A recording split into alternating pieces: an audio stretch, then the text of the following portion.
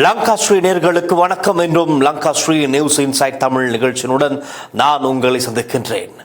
இன்று பிரதானமாக நாங்கள் பேசவிருப்பது நேற்றைய தினம், நேற்று மாலை 5 மணிக்கும் 5:30 மணிக்கும் இடைப்பட்ட நேரத்திலே பத்ரமுல்லை அண்மித்த பகுதி, அதாவது தலங்கம அங்குரேகொட பகுதியில் இடம்பெற்ற ஒரு துப்பாக்கிச் சூட்டு சம்பவம் மீண்டும் இலங்கையை ஒழுக்கும் துப்பாக்கிச் சூட்டு சம்பவமாக பதிவாகி இருக்கின்றது.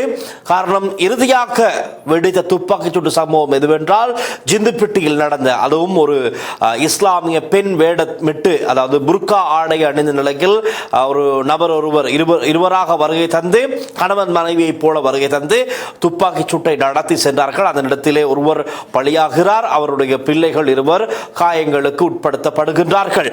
அதற்கு அதன் பின்னர் நேற்றைய தினம் இடம்பெறுகிறது இந்த துப்பாக்கிச் சூடு. இது இந்த வருடத்தில் இடம்பெற்ற, அதாவது 2026ஆம் ஆண்டில் இடம்பெறுகின்ற 7வது துப்பாக்கிச் சூடு சம்பவமாக பதிவாகின்றது. இதுவரை இடம்பெற்ற துப்பாக்கிச் சூடு சம்பவங்களில், அதாவது இந்த வருடத்திலே 7 துப்பாக்கிச் சூடு சம்பவங்களில் 7 பேர் உயிரிழந்திருப்பதும் குறிப்பிடத்தக்கது.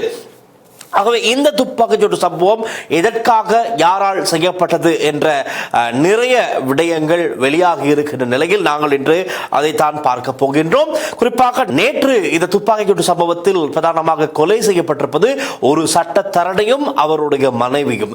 45 வயதான சட்டத்தரணி புத்திக மல்லவராட்சியும் அவருடைய மனைவியும் தான். அவருடைய மனைவிக்கு 42 வயது. இருவருமே ஒரு பல்பொருள் அங்காடி நிலையத்திற்கு சென்று அவர்கள் வீட்டுக்கு தேவையான பொருட்களை வாங்கி வீட்டுக்கு செல்ல முற்படும் போது அந்த பல்பொருள் அங்காடி கார் பார்க்கிங், வாகன தரிப்பிடத்தில் வைத்து இடம் தெரியாத துப்பாக்கிதாரிகள் அவர்களும் கார் வண்டியில் தான் வருகிறார்கள். கார் வண்டியில் வந்து திடீரென அவசரமாக இறங்குகிறார்கள். இறங்கி துப்பாக்கி பிரயோகத்தை மேற்கொள்கிறார்கள். இதில் சட்டத்தரணி புத்திக மல்லவராட்சி என்று சொல்லப்படுகிற அவருடைய தலைப்பகுதிக்கும் T56 துப்பாக்கியால் ஒருவர், அதே போல மனைவியின் பக்கம் அவருக்கு கை துப்பாக்கியால் துப்பாக்கி சூடு நடத்தப்படுகிறது. மொத்தமாக 10 தடவைகள் துப்பாக்கி பிரயோகம் மேற்கொள்ளப்பட்ட நிலையில் கணவர், அதாவது சட்டத்தரணி புத்திக மல்லாவராட்சியினுடைய தலை முழுவதுமாக சிதைந்து பாரிய அளவு சேதமாக இருக்கின்றது. ஒரு அநியாயமான கொலையாக இருக்கின்றது இது. ஈவிரக்கமின்றி அப்படி ஒரு கொலையை செய்திருக்கிறார்கள் துப்பாக்கிதாரிகள். இதன் பின்னணி என்ன என்று பார்த்தால், நேற்றைய தினம் கடுவெல நீதிமன்றத்திற்கு வழக்கு விசாரணை ஒன்றிற்காக முன்னிலையாக விட்டு வீடு திரும்பும் போதுதான் இந்த சம்பவம் இடம்பெற்றிருக்கிறது. பின்னணி என்ன என்று உங்களுக்கு ஒரு கேள்வி இருக்கும். அதாவது திட்டமிட்ட குற்றச்செயல்களில் ஈடுபடுகின்ற, போதைப் பொருள் வர்த்தகத்தில் ஈடுபட்டு தற்பொழுது வெளிநாட்டில் தலைமறைவாக இருக்கின்ற கராந்தெனிய சுத்தா என்ற பாதாள உலக நடவடிக்கை குழு உறுப்பினர் தலைவராக கூட இருக்கலாம். அந்த நபர் தான் இந்த வேலையை செய்திருக்கலாம் என்று ஆரம்பகட்ட விசாரணை, முதற்கட்ட விசாரணைகளில் போலீசார் சந்தேகிக்கின்றனர். நேற்று இந்த சம்பவம் இடம்பெற்றதுமே ஒரு மணி நேரத்திற்குள்ளே போலீசாரால் சொல்லப்பட்ட விடயமே தான் ஒரு சில பிரதான சிங்கள ஊடகங்களும் இந்த தகவலை தான் வெளியிட்டிருந்தது.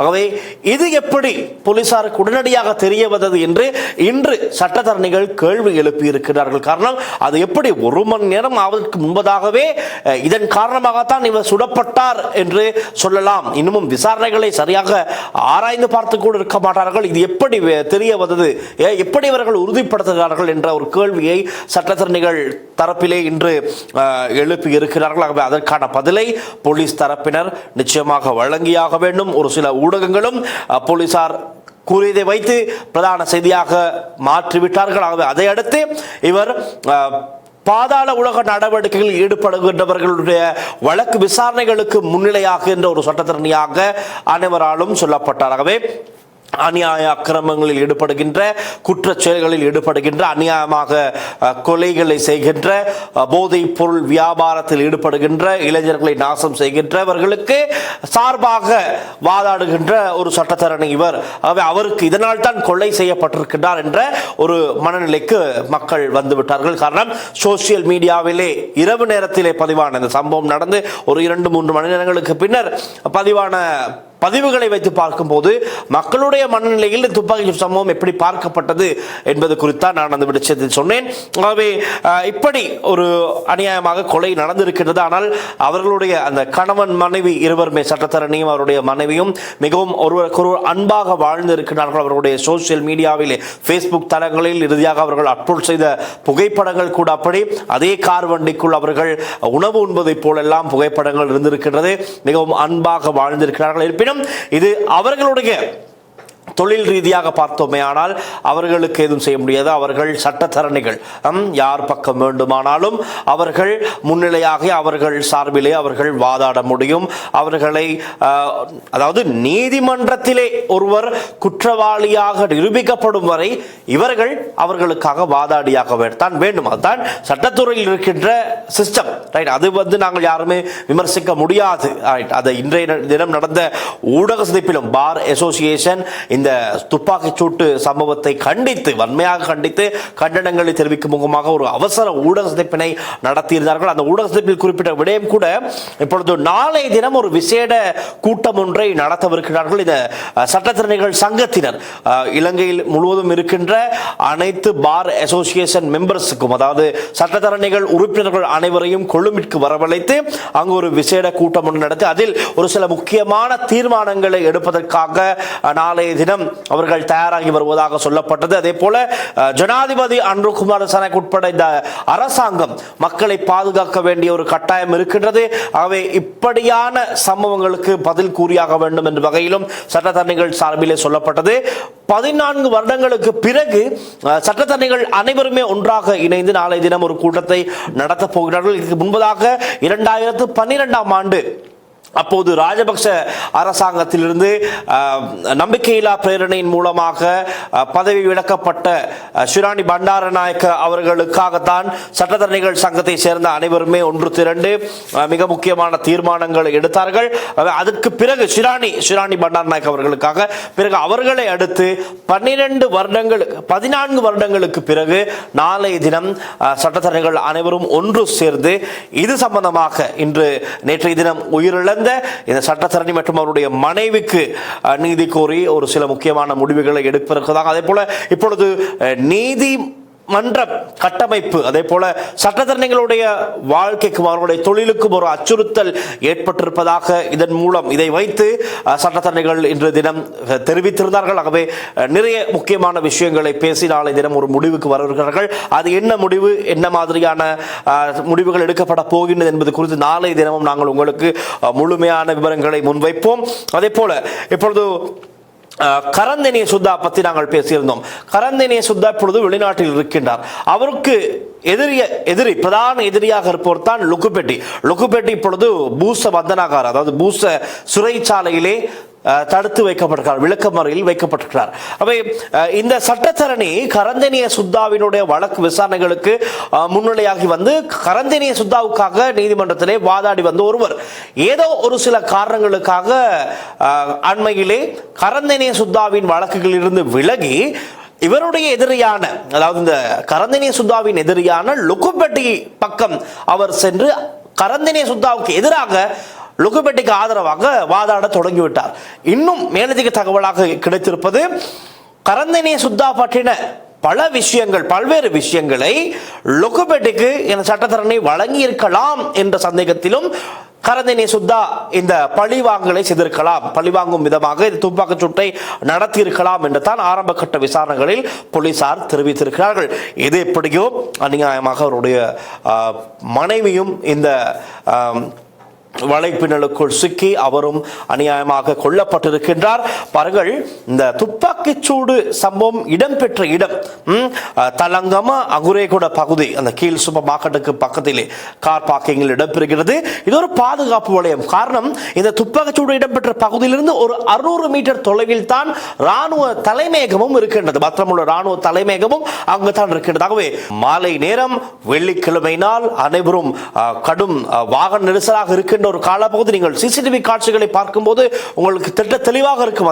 அந்த இடத்திலே மோட்டார் சைக்கிளில் நிறைய பேர் வருகிறார்கள், பேருந்துகள் செல்கின்றது, கார்களில் பயணிக்கிறார்கள். அப்படி இருக்கும் நிலையில் எந்த விதமான அச்சமும் இன்றி ஒரு காரில் வந்து இறங்கி அடுத்த காரை மறைத்து நிறுத்திவிட்டு அதிலிருந்து அவசர அவசரமாக இறங்கி இந்த திரைப்படங்கள் சிகாகோவை போன்றது. ஆரம்பத்திலே சொன்னேன், சிகாகோவில் எல்லாம் மக்கள் நடமாடி கொண்டிருப்பார்கள், சந்தையில் எல்லாம் முன்பாக வந்து ஒரு குழுவினர் துப்பாக்கி பிரயோகத்தை மேற்கொண்டு விட்டு செல்வார்கள். அப்படியான ஒரு நிலை இலங்கையில் நேற்றைய தினம் இப்படி காணக்கூடியதாக இருந்தது. ஆனால் நேற்று அல்ல, இது புதிதல்ல. இதுக்கு முன்பதாக கடந்த வருடம் பிப்ரவரி மாதம் 19ஆம் தேதி புதுக்கடை நீதிமன்றத்திற்குள்ளே 5ஆம் இலக்க நீதிமன்றத்திலே நடந்த சம்பவம் உங்கள் எல்லாருக்கும் தெரியும். கணேமுள்ள சஞ்சீவன் நீதிமன்றத்திற்குள்ளே குற்றவாளி கூண்டில் ஏறி இருக்கும் போது சட்டத்தரணி வேடமிட்டு வந்த ஒரு நபர், அவர் முன்னாள் ராணுவ சிப்பாய். ஆகவே அப்படியான துப்பாக்கிதாரிகள் வந்து துப்பாக்கி சூட்டை நடத்தி சென்ற சம்பவங்களும் நடந்து இருக்கின்றது இலங்கையில் கடந்த வருடம். ஆகவே அது சம்பந்தமான விசாரணைகள் இன்னும் சென்று கொண்டு அதோடு சம்பந்தப்பட்ட இசாரா சம்பந்தி எல்லாம் இன்னும் விசாரணைக்கு உட்படுத்தப்பட்டு வருகின்ற நிலையில் நேற்றைய தினம் இந்த வருடத்தின் 7வது துப்பாக்கிச்சூடு சம்பவம் இப்படி கொடுமையாக பதிவாகி இருக்கிறது. அது மாத்திரமல்ல, இப்போ இது சம்பந்தமாக சோசியல் மீடியாவிலே பலரும் பலவிதமாக பேசுகிறார்கள். முதலில் சொன்ன விஷயம் தான் நான் அந்த குறிப்பிட்டேன். இவர் வந்து அநியாயக்காரர்கள், குற்றவாளிகளுக்கு சார்பாக வாதாடுகின்ற ஒரு சட்டத்தரணி. ஆகவே தான் இவர் இப்படியான பிரச்சனைகளுக்குள் சிக்கும் நிலையில் தலையீடு செய்ததால் இவர் கொல்லப்பட்டார் என்று ஒரு தரப்பு சொல்கிறது. ஆனால் அது அவர் ஒரு கிரிமினல் லாயர், அவருடைய சேவையை அவர் செய்திருக்கிறார். ரைட். அப்படி இன்னொரு பக்கம் சொல்லப்படுகிறது என்ன, உயிரிழந்த கணவரும் மனைவியும் மிகவும் அன்பாக வாழ்ந்தவர்கள், நல்ல ஒரு வாழ்க்கை வாழ்ந்திருக்கலாம், அநியாயமாக கொலை செய்து விட்டார்கள் என்றும் சொல்லப்படுகிறது. இன்னொரு பக்கம் எப்படி என்றால், இந்த சட்டத்தரணி புத்திக்க மல்லவராட்சி உயிரிழந்த நபர் 2021 கோட்டாபே ராஜபக்ஷ உட்பட ராஜபக்சர்களுக்கு எதிராக அறகலைய போராட்டம் இடம்பெற்றது. இந்த அறகலைய போராட்டத்தில் இவரும் கலந்து கொண்டிருந்திருக்கிறார். இவர் ஒரு நண்பர்களுடைய கையிலே கோட்டாபே ராஜபக்சனுடைய மரண அறிவித்தலை போன்ற ஒரு அறிவித்தல் ஒன்றை கையில் வைத்து காட்சிப்படுத்தப்படுகின்ற ஒரு புகைப்படம் நேற்றைய தினம் ஷேர் செய்யப்பட்டு வந்தது அதிகமாக. இதை யார் செய்தார்கள் என்றால் ராஜபக்ச ஆதரவாளர்கள். எப்படி சொல்கிறார்கள் பாருங்கள், கோட்டாபே ராஜபக்சவை எதிர்த்த நீ இன்று அநியாயமாக கொலை செய்யப்பட்டிருக்கின்றாய், ஆனால் கோட்டாபே ராஜபக்ச இன்னும் உயிருடன் தான் இருக்கின்றார், தேவையா உனக்கு இது? யார் யாருடைய பேச்சையெல்லாம் கேட்டு இப்படியான போராட்டங்களில் தலையீடு செய்தாய், இன்று உனக்கு இந்த நிலைமை, கேட்கக்கூட நாதி இல்லை என்றெல்லாம் பல பதிவுகளை நேற்றைய தினத்திலிருந்து காணக்கூடியதாக இருக்கின்றது. அவை இந்த ராஜபக்ச தரப்பு அதை அவர்களுக்கு சார்பாக அப்படி எடுத்துக்கொண்டார்கள். இதே வேறு யாருமாக இருந்திருந்தால் அவர்கள் கதைத்திருப்பது வேறு. ஆண்டோ குமாரசாநாயக்கவின் அரசாங்கத்தில் வேண்டுமென்றே பழிவாங்க விட்டார்கள், வேண்டுமென்றே துப்பாக்கி பிரயோகத்தை நடத்திவிட்டிருக்கிறார்கள், ஜேவிபியினுடைய ஆயுத குழுவினர் தான் இதை செய்தார்கள் என்றெல்லாம் பல கதைகள் கேட்டிருக்கலாம். ஆனால் அந்த நபர் கோட்டாபே ராஜபக்சவுக்கு எதிர்ப்பு தெரிவித்து அறகலைய போராட்டத்தில் இருந்ததன் காரணமாக அந்த தரப்பு அப்படி சொல்லிக் கொண்டு இருக்கிறது. ஆகவே இது எப்படி இருப்பினும் ஒரு அநியாயமான கொலை, பாதுகாப்பற்ற ஒரு நிலை உருவாகி இருப்பதை எங்களுக்கு இந்த மாதிரியான சம்பவங்களினூடாக சொல்லக்கூடியதாக இருக்கும்.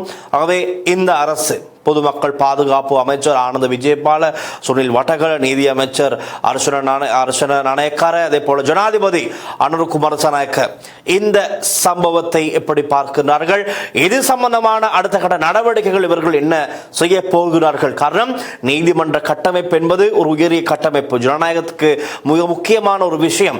அவை அதற்குள் இருக்கின்ற ஒரு சட்டத்தரணி இவ்வாறு அநியாயமாக கொலை செய்யப்படுகின்றார் என்றால் தேசிய பாதுகாப்பு விஷயம் நிச்சயமாக இந்த இடத்திலே பேசப்படும். எப்படியும் இப்பொழுது எதிர்த்தரப்பினர் மாத்திரமல்ல, இலங்கையில் பலரும் தேசிய பாதுகாப்பு அச்சுறுத்தல் என்ற விடயத்தை இப்பொழுது மீண்டும் தூக்கி பிடிக்க ஆரம்பித்து விடுவார்கள். காரணம், இது நடந்த சம்பவம் அப்படி ஒரு பொதுவான இடத்திலே, பொது வெளியிலே துப்பாக்கிச் சூட்டு சம்பவம் இடம்பெற்றிருக்கிறது.